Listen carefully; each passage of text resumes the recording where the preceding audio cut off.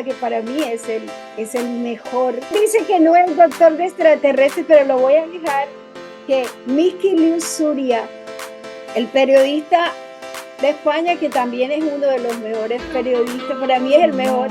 Miki Liu Surya, te presento al hipnoterapista Aurelio Mejía, quien es el profesor, el catedrático, el decano de la terapia.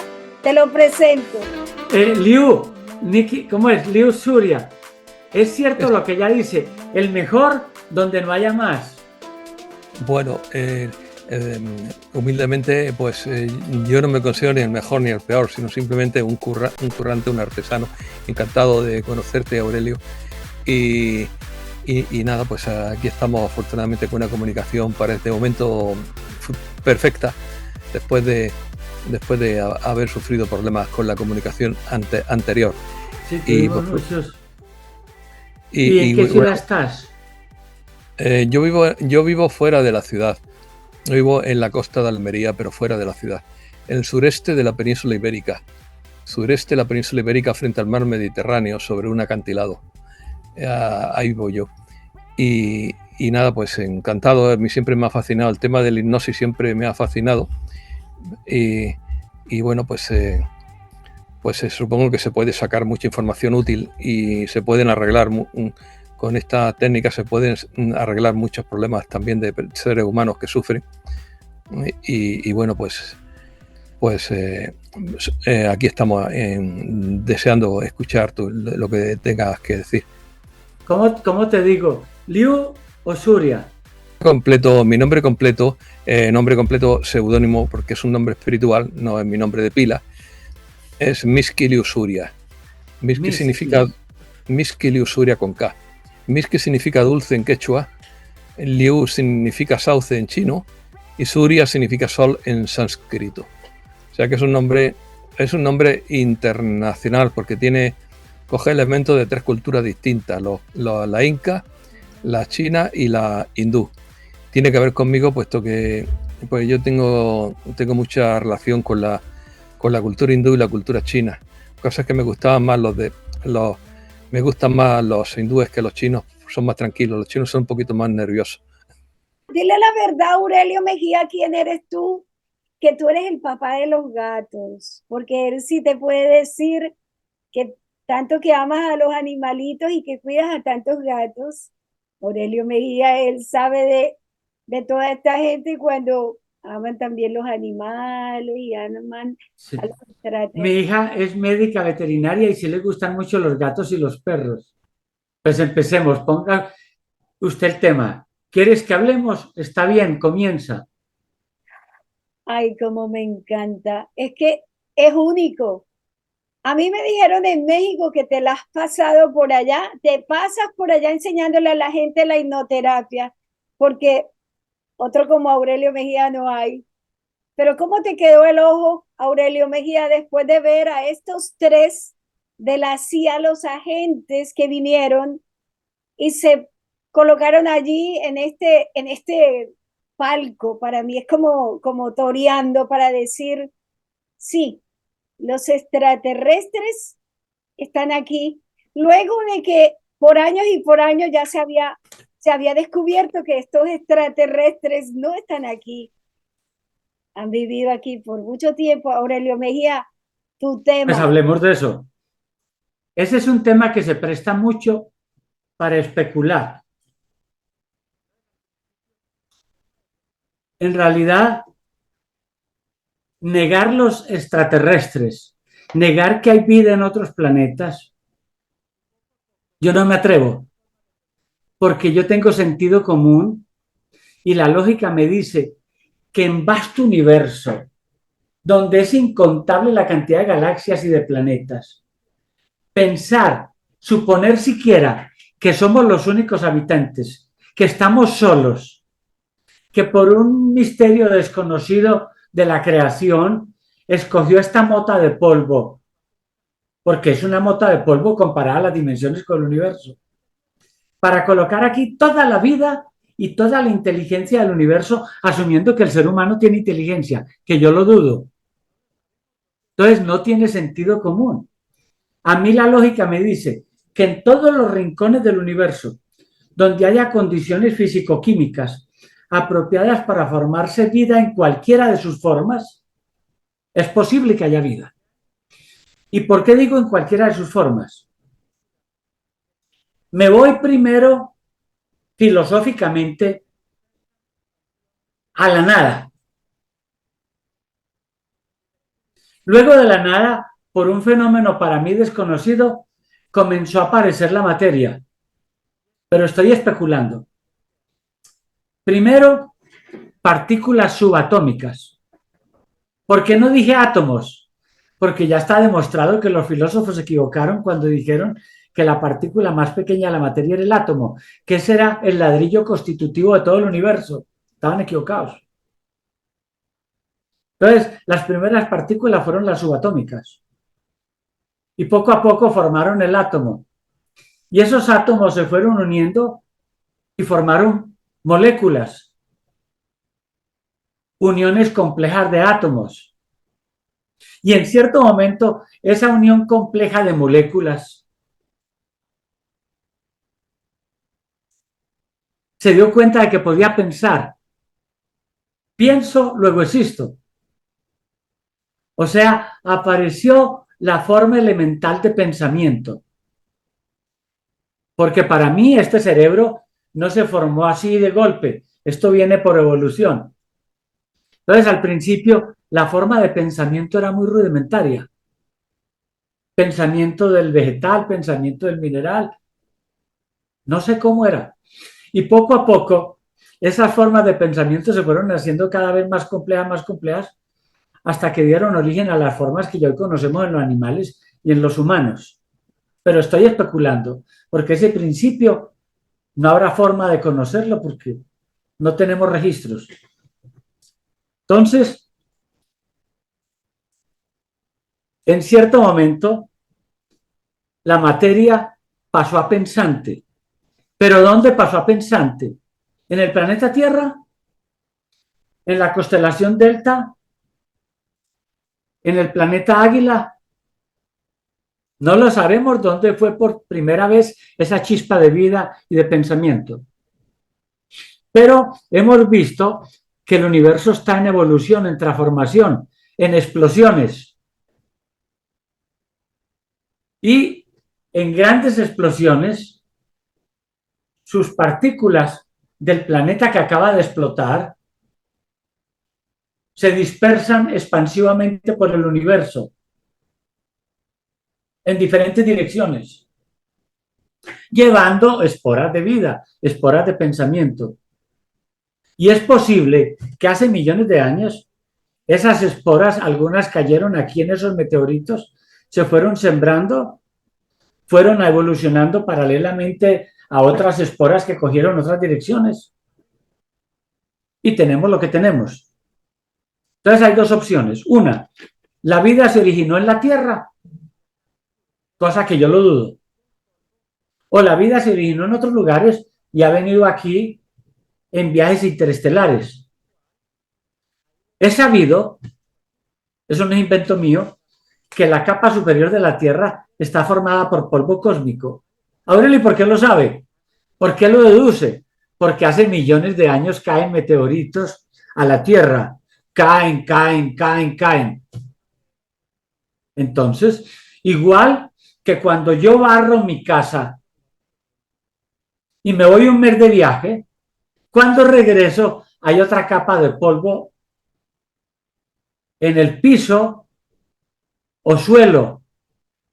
¿De dónde salió ese polvo? Yo sé que viene del aire, de la contaminación, entró por las rendijas y como aquí no hay aire en movimiento, se fue depositando. Aureli, ¿cómo se da usted cuenta de eso? Muy sencillo. Yo riego unas gotas de agua en el suelo, en la baldosa, transparente, incolora, y a los 3 días paso por donde regué las gotas de agua y ya están oscuras, negras, del polvo que se fue adhiriendo a esa agua, hizo la manchita. Entonces, igual, ha ido cayendo polvo cósmico aquí. Por lo tanto, las plantas crecieron en polvo cósmico. Los animales que han comido esas plantas han recibido ADN de ese polvo cósmico. Nosotros que comemos de las plantas y animales, también recibimos ADN de esos animales y de esas plantas. Y poco a poco nos vamos transformando. Entonces, yo no dudo, yo estoy convencido, aunque no puedo demostrarlo, que hay vida en otros rincones del cosmos. Ahora, lo que viene es hablar de naves de otros mundos. Si yo aplico sentido común, aplico lógico, podría llegar a conclusiones similares con respecto a la vida. Si esos planetas que tienen vida van evolucionando como va evolucionando la vida en la Tierra, es de suponer que ellos también han desarrollado tecnología en algunos lugares, otros todavía están primitivos. Si han desarrollado tecnología, es posible que hayan desarrollado naves, a lo mejor muy distintas a las nuestras. Pero ya estamos entrando en el campo de la especulación. Vamos al campo de los avistamientos de los que habla la gente en la Tierra.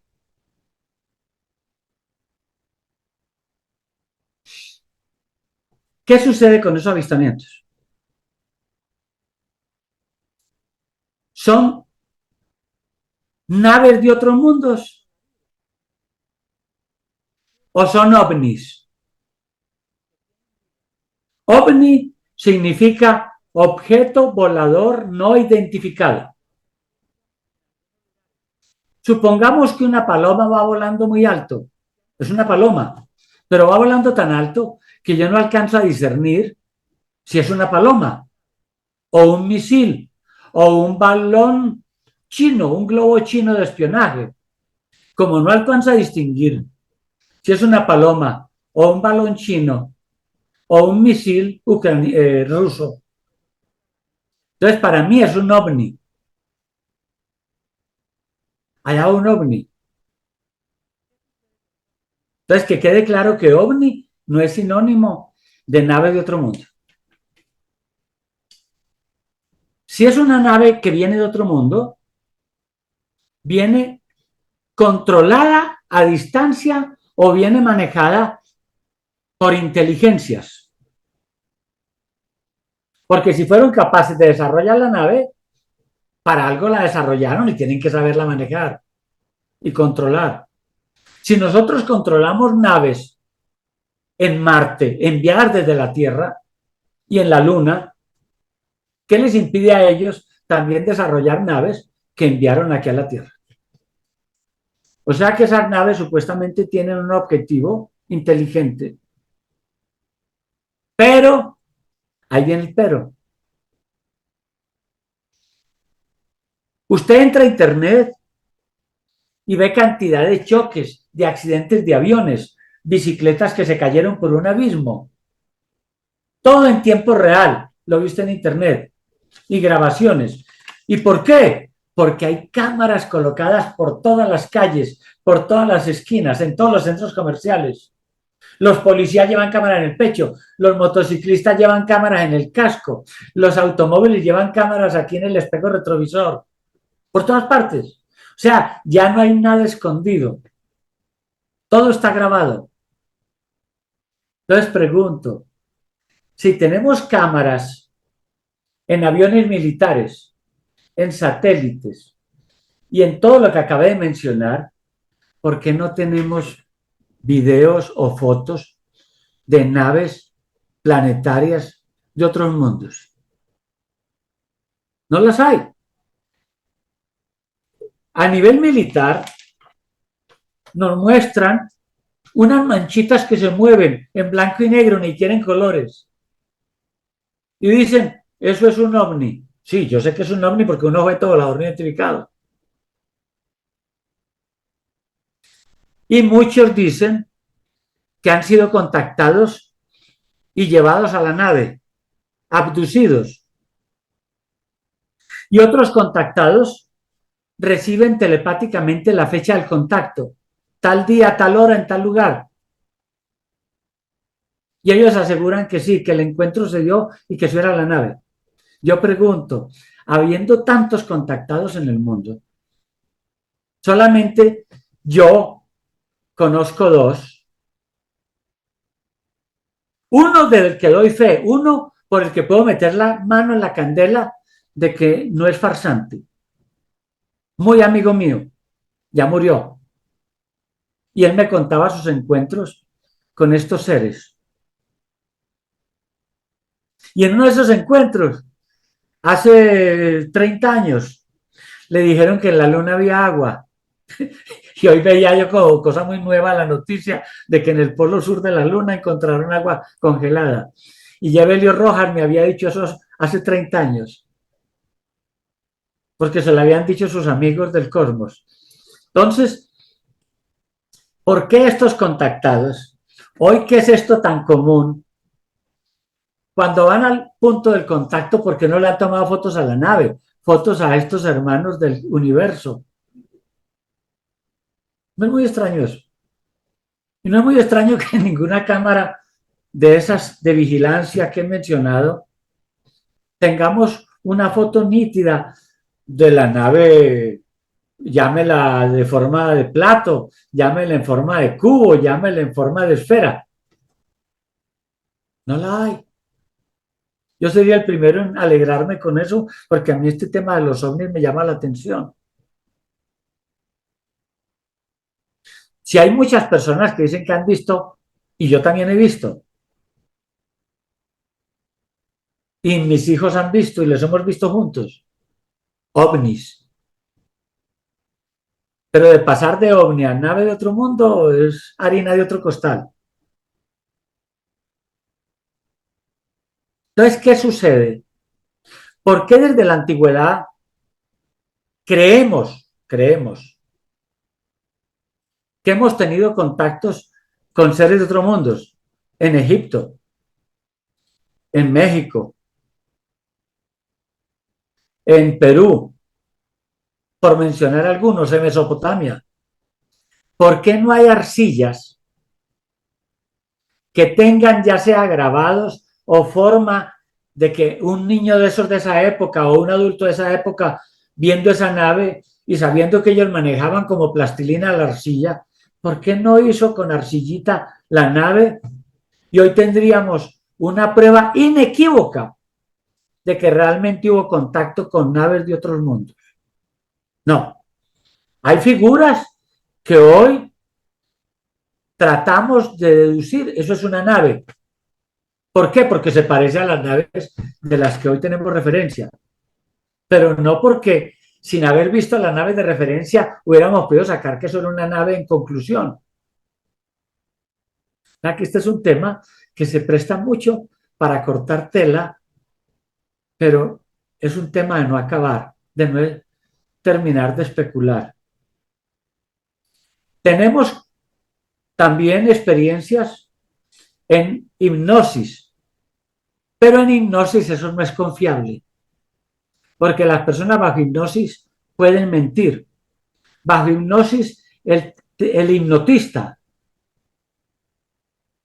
manipula y hace siembras. Y yo las hago. Yo las hago como terapia, como herramienta terapéutica, con el fin que espero lograr. Le hago siembras al sujeto en hipnosis de que él estuvo en otro planeta y se lo cree. Y me hace toda una escena, toda una historia que yo sé que fui yo el que la creó. Yo fui quien la sembró. Ahora, ¿por qué está tan convencido? Porque yo soy el hipnotista y yo estoy llevando al sujeto por ese camino.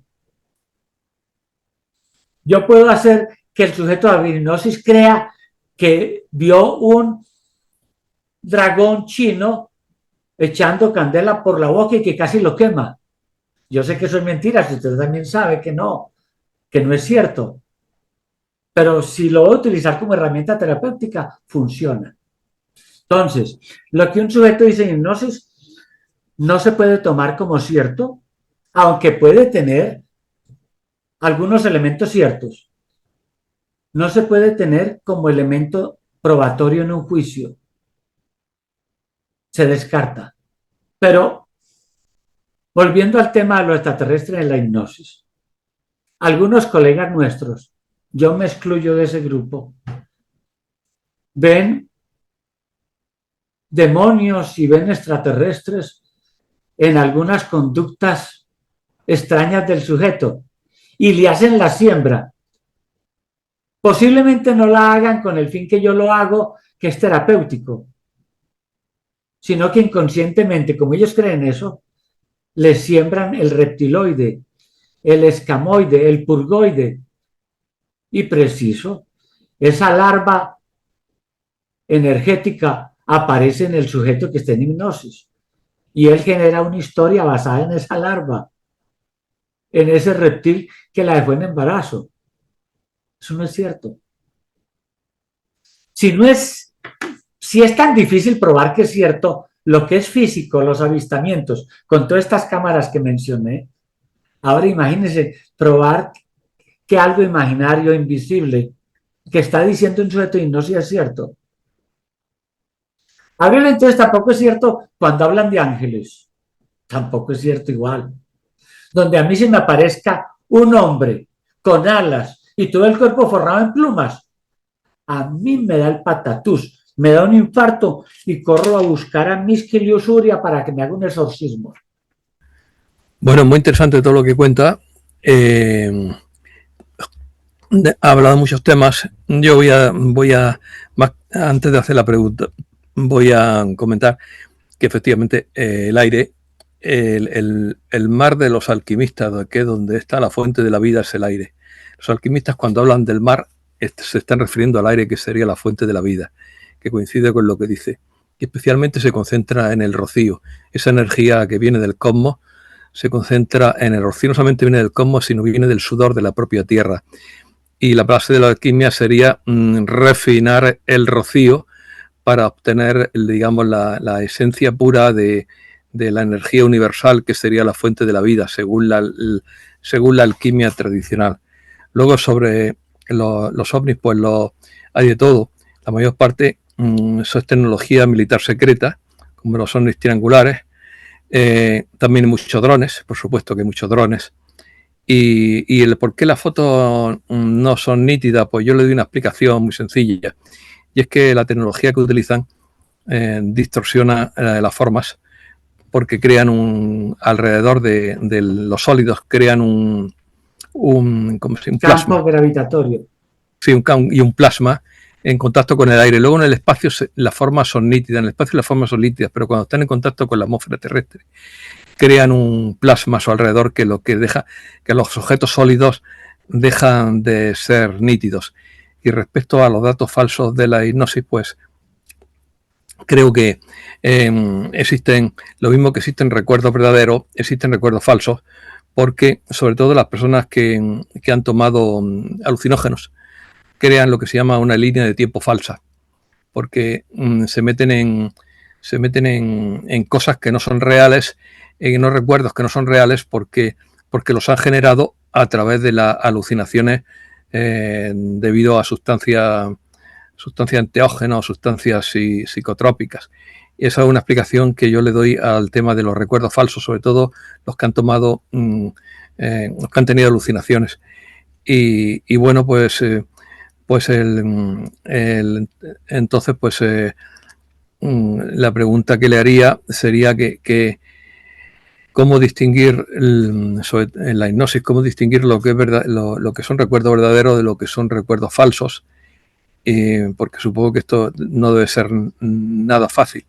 No debe ser nada fácil distinguir la realidad de la fantasía y bueno, pues ¿qué se puede, en qué puede ayudar la hipnosis al ser humano, aparte de recordar cosas, en qué puede ayudar respecto a solucionar problemas reales de la vida? Por ejemplo, gente que siente ataques de ansiedad.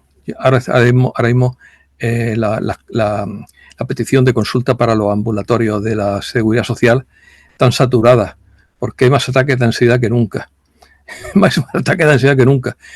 Hoy día conseguir una cita con el médico de cabecera es más difícil que te toque la lotería, porque están saturadas las solicitudes de visita y la mayor parte de los casos. Usted me está haciendo una pregunta y a mí se me va a olvidar lo que usted me preguntó. Esto es. Bueno, entonces empecemos. ¿Cómo probar si es cierto? Comencemos. Imagínese que yo soy amigo personal de Gabriel García Márquez, Premio Nobel de Literatura, que ya murió, pero supongamos que no ha muerto y que yo soy amigo personal de él. Le conozco la letra, le conozco la firma. Y estaba ya hablando contigo en este momento cuando tocan la puerta. Espera un momento que tengo que ir a abrir. Están tocando.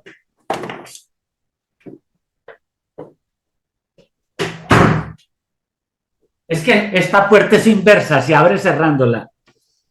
Y me acaban de entregar una carta. Aquí la tengo, un sobre.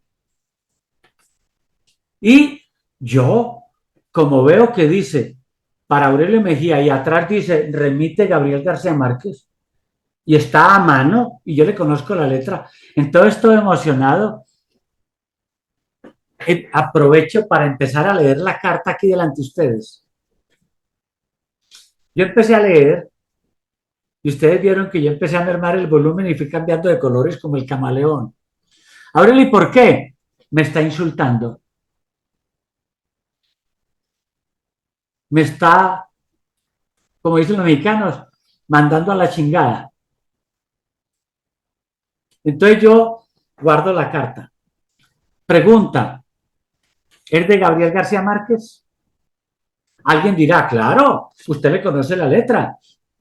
Usted le conoce la firma, sí. ¿Es la firma? Sí, es la firma. Entonces, ¿de García Márquez? No. Porque hay falsificadores. Resulta que García Márquez y yo tenemos unos amigos que son muy bromistas. Uno de ellos se llama, pues es el seudónimo porque no el nombre, Misquilio Suria. Y son muy bromistas. Y dijo, vamos a hacerle una broma a Aurelio. Y entre el grupo hay uno que falsifica firmas y letra. Entonces ya entendimos que todavía no puedo concluir. Aurelio, entonces, ¿cómo concluye que sea de Gabriel García Márquez? Si en la carta menciona un secreto que solo él y yo sepamos, nadie más. Y yo empiezo a leer la carta y menciona el secreto. Pregunta, ¿es de Gabriel García Márquez? Aurelio, pero está mencionando el secreto. Sí, pero a ustedes se les olvidó que García Márquez toma vino español, toma whisky escocés y toma aguardiente antioqueño. Y en una de esas borracheras se enlagunó. Y todo enlagunado, todo borracho, soltó el secreto. Y nuestros amigos bromistas escucharon el secreto. Y lo mencionaron en la carta. Se da cuenta que ni siquiera con todos los detalles podemos probar si era cierta la carta. Entonces, ¿cómo probar que una conversación bajo hipnosis con un fulano que está en estados alterados de conciencia, que está en estados de alta imaginación, lo que está diciendo es completamente cierto? No hay manera. Si en algo contemporáneo no lo podemos verificar, entonces mucho menos cuando el sujeto dice que es Jesús y que lo van a crucificar y que tiene mucho miedo y se pone a llorar. ¿Cómo saber que realmente es Jesús y no un espíritu bromista, asumiendo que existen los espíritus? Porque también de eso tendremos que dudar. Porque a lo mejor lo que nos mueve no es un espíritu, sino una energía cuántica toda rara. Pero estamos utilizando el término espíritu que fue el que emplearon originalmente filósofos y religiosos y que viene del latín que significa soplo de vida, spiritus. Entonces, la respuesta es no hay manera de probarlo. Pero en el caso de terapeutas, no buscamos probar históricamente nada. Nosotros los terapeutas trabajamos con placebos. No estamos escribiendo libros de historia apoyados en la hipnosis, porque no tendrían ningún valor. Aurelio, placebos. Sí, placebos. ¿Pero qué es un placebo? A un supuesto jarabe que terapéuticamente no tiene ningún valor. Es neutro, no hace bien ni hace daño, pero un médico francés, el doctor Coué, que ya murió hace muchos años, eran los boticarios los que preparaban la medicación allá con el mortero. El doctor Coué era de esos. Lo estudió en la universidad. Fue muy buen estudiante. Y él, muy detallista, observó algo. El doctor Coué ese día estaba mal genio. Le hizo la preparación, no le habló nada al sujeto y se le entregó. El sujeto se fue. A los 2 meses todavía dice que sí, que le está medio sirviendo, que va como bien, pero ya han pasado 2 meses. Otro sujeto que llegó con la medicación, a la misma preparación, pero ese día el doctor Coué había conversado mucho con Misky Liu y estaba de buen genio, buen humor, y le puso conversación al sujeto y le dijo, hombre, eso atendió a usted, se ve que sabe. Yo ya le he hecho esa misma preparación a otros pacientes. Oiga, qué maravilla. Y no se iba, y a la semana lo llamaba y le decía, doctor Coué, usted tenía razón, me siento súper bien.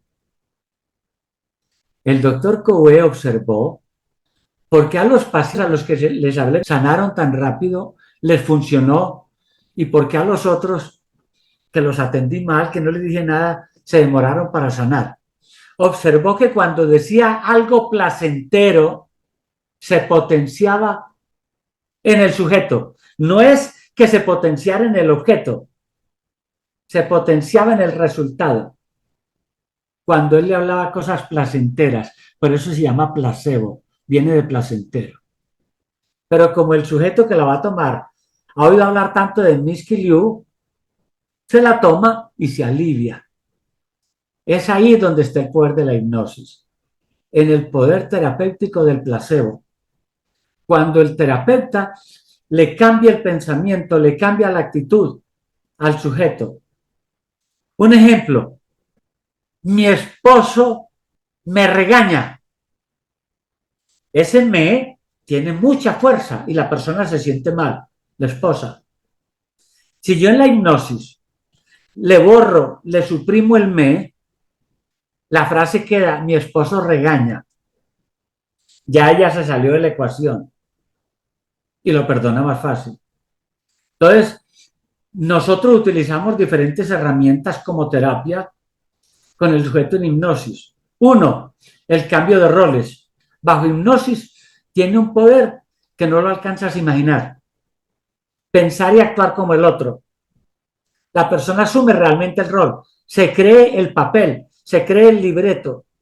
Otro, comunicación con seres queridos fallecidos, que es un cambio de rol, pero con una persona que no está. Aurelio, ¿qué diferencia tiene una persona que está y una que no está? Si es con una persona que está viva, el tratamiento puede fallar. ¿Por qué? Porque se va para su casa. Allá lo está esperando la familia y entre los que está esperando está el fulano con el que hicimos el cambio de roles. Y cuando este empieza a contar, dice, usted bobo, a ustedes que ese tal Misky Liu le estaba borrando, robando la plata. Usted que tiene mucha pasta, la regalando a ese indio, chino, indostano. Dañó la terapia. ¿Por qué? Porque entró a comprobar con el sujeto que está vivo. En cambio, si el sujeto no está vivo, ya murió, ¿con quién va a comprobar? Con nadie. Entonces el poder de la terapia se conserva. Viene la pregunta, realmente esa otra persona vive en otra dimensión. Mire mi mano. Esa persona terminó su existencia, terminó. Mire mi mano. Pero ahora se lo voy a explicar con un ejemplo. Imagínese que estoy inflando pompas de jabón. Soy niño y estoy con ese tubito y la solución jabonosa. Y hago pompas y las suelto al aire. Hago y las suelto al aire. En cierto momento hay en el aire muchas pompas de jabón. Cada pompa, dijéramos que tiene su personalidad, su individualidad. Uno, son de distinto tamaño. Dos, algunas tienen un fenómeno iridiscente, o sea que con la luz del sol forma arcoíris en la misma pompa y es como un arcoíris que se desplaza por la pompa. Franjitas de colores. Y yo podría ponerle nombre a cada pompa. Roberto, Bertulia, Eufimio, Miski. Y están flotando en el aire y son individuales. Pero ojo lo que va a suceder. Cada determinado lapso de tiempo depende de las condiciones de viento y de sequedad por acción del sol, la pompa estalla. Y las partes constitutivas, el agua jabonosa, cae a la tierra. Y se confunde con los elementos de la tierra. Y el aire que tenía la pompa, el espíritu, porque espíritu significa soplo, aliento. El espíritu que hacía soplar la pompa, o sea, el aire, escapa. ¿Y a dónde escapa? A la atmósfera. Y en la atmósfera se mezcla, se combina con los aires de otras pompas. Por lo tanto, se pierde la individualidad. Ya pasa a ser aire. Y queda ese aire listo para la alquimia, para entrar a constituir aire de otras pompas. Pero cuando ese aire, que ya es mezcla de otras, esté en esta pompa, ese aire no recuerda que formó parte de la pompa Milky, ni de la pompa Roberto, ni Julián. No, ya es otro. Pero eso que no lo sepa nadie, porque no meto en la grande con los curas, pastores y mucha otra gente. Esa es mi teoría.